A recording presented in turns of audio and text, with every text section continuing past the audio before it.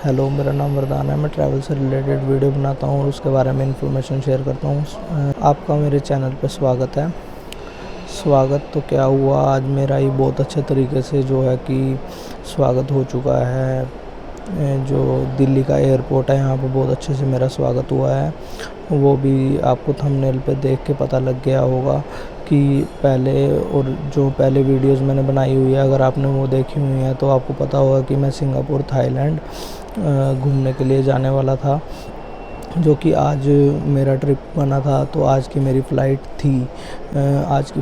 मैं ऐसा क्यों कह रहा हूँ कि आज की जो फ़्लाइट थी उसमें मैं फ़्लाई करने वाला था, बट अनफॉर्चुनेटली मैं उसमें फ़्लाई नहीं कर सका। अभी मैं दिल्ली के एयरपोर्ट पे बैठा हुआ हूँ। मास्क मैंने इसलिए उतार रखा है कि मुझे बहुत ज़्यादा घबराहट हो रही है और मैं अकेला भी बैठा हुआ हूँ, एक कोने में आके बैठा हूँ, क्योंकि मेरा मन बहुत उदास है और मेरे साथ बहुत बैड एक्सपीरियंस हुआ है। जो कि मैं फ़र्स्ट टाइम घूमने जाने वाला था और वही एक्सपीरियंस मेरे साथ बैड था। शायद उसमें मेरी भी थोड़ी बहुत कमी, आप कह सकते हैं कि मैंने भी थोड़ी बहुत कमी की है इसके अंदर। वो इसलिए कि सिंगापुर गवर्नमेंट की तरफ से रिक्वायर्ड जो डॉक्यूमेंट थे वो शायद मैं उनको फुलफ़िल नहीं कर पाया, जो कि मुझे करना चाहिए था। शायद उसमें मेरी थोड़ी कमी रह गई है। एक तो मेरे पास क्या कहते हैं, वैलिड जो कंफर्म्ड होटल बुकिंग थी, ट्रैवल इंश्योरेंस मेरे पास था और वैक्सीनेशन सर्टिफिकेट था मेरे पास, जिसमें दोनों डोज मुझे लगी हुई थी। उसमें भी कोई दिक्कत नहीं थी और मैंने आरटी-पीसीआर का जो टेस्ट था वो भी करवा लिया था, जिसमें कि मैं नेगेटिव आया और वो भी मैं अपने साथ कैरी कर रहा था। और एक सिंगापुर का आईसीए जो अप्रूवल होता है, जो कि एंट्री पास, एक तरह से एंट्री पास आप कह सकते हैं उसको, वो एक एंट्री पास है।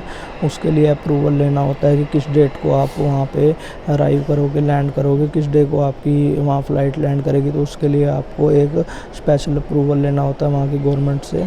तो वो भी मैंने लिया हुआ था आईसीए के द्वारा। एक जो अभी 16 मार्च से पहले जो कि वीटीएल फ़्लाइट चल रही थी, 16 मार्च से पहले जो नॉन वीटीएल फ़्लाइट्स जो चल रही थी, उसके तहत आपको नॉन वीटीएल फ़्लाइट में जाना पड़ता था, जो कि इन्होंने शुरू करा है 16 मार्च के बाद। वीटीएल फ़्लाइट्स एयर बबल के अंदर वीटीएल फ़्लाइट्स के द्वारा आपको यहाँ से लेके जाया जा रहा है सिंगापुर।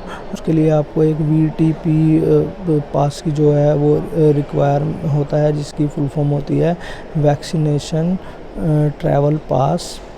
सिंगापुर के एंट्री पास के लिए जो जब हम अप्लाई करते हैं वो 3 दिन पहले आपको करना होता है। जैसे आपकी फ़्लाइट आज से 23 तारीख को है तो आपको 21 को इसको अप्लाई करना पड़ेगा, क्योंकि 21 का दिन, 22 का दिन और 23 को आपकी फ़्लाइट होगी। तो 3 दिन पहले ये आपको करना पड़ता है। इसके अंदर सारी आपकी डिटेल्स जाती हैं, जो कि जिसके अंदर आपका नेम, पासपोर्ट नंबर और आप सिंगापुर में कहाँ रहोगे, होटल बुकिंग, होटल का नाम, हेल्थ के रिलेटेड जो कि डॉक्यूमेंट्स जो रिक्वायर होते हैं वो आपको इसमें सबमिट करने पड़ते हैं। तो उसके बाद आपको वीटीएल जो ये फ़्लाइट है आपको बैठने दिया जाता है। बट ये जो वीटीपी सर्टिफिकेट भी अब इसके साथ एक और रिक्वायर है, जिसके कारण आज मुझे फ़्लाइट अपनी मिस करनी पड़ी और मैं बहुत ज़्यादा निराश हूँ जिसकी वजह से। क्योंकि जब मैं एयरपोर्ट में यहाँ पे अंदर आया था तो मेरे अंदर एक अलग ही उत्साह था कि मैं फ़र्स्ट टाइम यहाँ पे घूमने जा रहा हूँ, इंटरनेशनल ट्रैवल करने के लिए जा रहा हूँ। तो मेरे अंदर एक अलग सा उत्साह था, जो कि अंदर जब मैं आया तो जब बोर्डिंग शुरू हुई तो मैं उसमें लाइन में लगा कि मैं खुश था कि मेरे पास सभी डॉक्यूमेंट जो हैं कि वो मेरे पास पड़े हुए थे, जो कि होटल की बुकिंग्स हो गई, वैक्सीनेशन सर्टिफिकेट हो गया, आरटी-पीसीआर टेस्ट हो गया, मेरे जो भी अदर ट्रैवल इंश्योरेंस हो गया, आगे थाईलैंड की टिकट वगैरह, रिटर्न टिकट वगैरह, मेरे पास सब कुछ था। बट एक ये जो वीटीपी जो हमारा सर्टिफिकेट है, जो ये भी 3 दिन पहले ही हमें अप्लाई करना होता है, ये मेरे पास नहीं था। तो इसके कारण मुझे फ़्लाइट में बैठने नहीं दिया गया, जिसके कारण फ़्लाइट जो कह सकते हैं कि मुझे बिना लिए ही चली गई है सिंगापुर के लिए। और मैं अभी एयरपोर्ट पर बैठा हूँ और मैं इसलिए वीडियो बना रहा हूँ, जो मेरे साथ हुआ है वो आपके साथ ना हो। और आगे मैं भी ध्यान रखूँगा कि आगे से जो भी रिक्वायरमेंट होगी वो मैं पूरी करने की कोशिश करूँगा। आप एक और बात मैं आपको बताना चाहता हूँ कि ये जो रिक्वायरमेंट्स हैं, मैंने यहाँ से एयर विस्तारा के मेरी जो कि प्लेन था, मेरा विस्तारा का प्लेन था जिससे मैं सिंगापुर जाने वाला था, उनके जो मेरे उनके सीनियर्स से मेरी बात हुई कि ये क्या डॉक्यूमेंट वगैरह क्या है, ये कैसे पता लगेगा। तो उन्होंने मुझे क्लियर कट बताया है कि जो सिंगापुर की ऑफिशियल गवर्नमेंट की वेबसाइट है उस पे डेली कुछ ना कुछ ट्रैवल से रिलेटेड चेंज होता रहता है। तो आप ये मत करें कि जैसे आपने 18 तारीख को या मतलब कि 10 तारीख को आपने 20 तारीख की या 25 तारीख की आपने फ़्लाइट बुक करवाई और उसके बाद आप 10 तारीख के जो ट्रैवल के रूल हैं वो पढ़ के आप बुक करवा देते हैं और आपकी फ़्लाइट होती है और बीच में आप अपडेट नहीं लेते, तो यह नहीं चलेगा आपसे, क्योंकि डेली कहीं की भी गवर्नमेंट और ट्रैवल को लेके रूल अपने चेंज कर रही है, अपडेट कर रही है।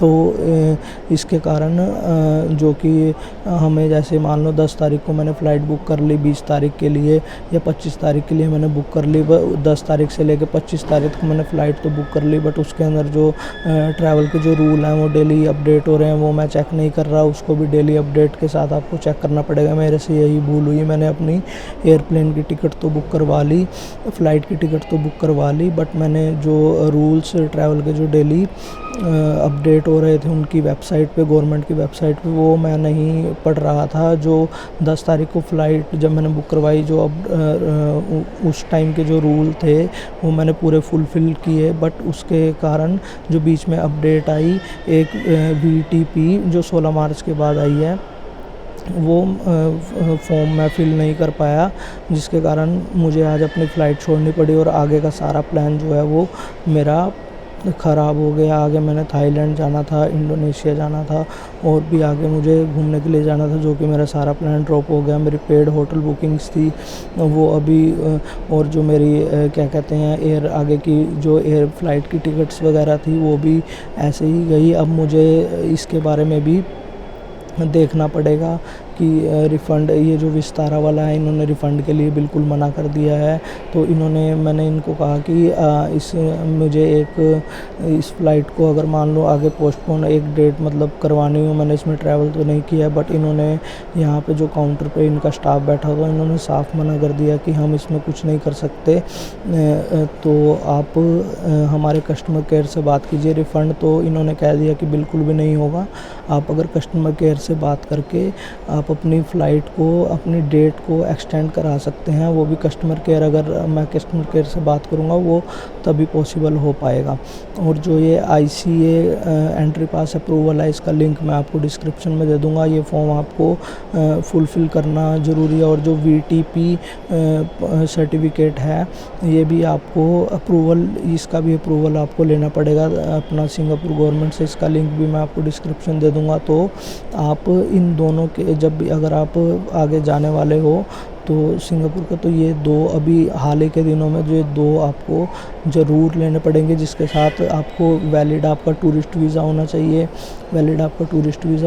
और साथ में ये दोनों का ये VTP और ICA जो सिंगापुर एंट्री पास अप्रूवल है ये, और आपका RT-PCR टेस्ट जो कि नेगेटिव होना चाहिए, दोनों डोज आपको लगी होनी चाहिए। ये सारी कंफर्म होटल बुकिंग्स आपकी होनी चाहिए, ये आपको रिक्वायरमेंट है। हालांकि ये होटल बुकिंग के लिए नहीं बोलते, बट आपकी तरफ से सब कुछ फाइनल होना चाहिए। मैंने थाईलैंड जो भी मैंने अपना टूर पैकेज बनाया हुआ था उसमें मैंने कंफर्म सारी होटल बुकिंग थी मेरी, और फ़्लाइट्स भी मेरी कंफर्म थी, जिनके टिकट्स वगैरह सब कंफर्म था। बट अब एक फ़्लाइट ये मेरी यहाँ से मिस हुई, जिसके कारण मेरा मूड भी बहुत ख़राब हुआ, और मेरा फ़र्स्ट ट्रिप था इंटरनेशनल, जो कि मेरे को बैड एक्सपीरियंस के साथ मुझे इसका सामना करना पड़ा है। तो आपके साथ यह ना हो, तो मैं इसीलिए इसकी इन्फॉर्मेशन मैं आपके साथ शेयर कर रहा हूँ। मुझे आज जब मैं एयरपोर्ट में आया तो मैं बहुत उत्साह में था कि आज मैं फाइनली फ़्लाइट में जाऊँगा, तो जो कि मेरा सपना था वो बिल्कुल मतलब कि हो गया है। बाकी मैं अभी तो मैं एयरपोर्ट पे हूँ, रात का टाइम है, 3 साढ़े 3 बज रहे हैं। मेरी फ़्लाइट थी रात को 1:45 बजे की, 1:45 की रात की।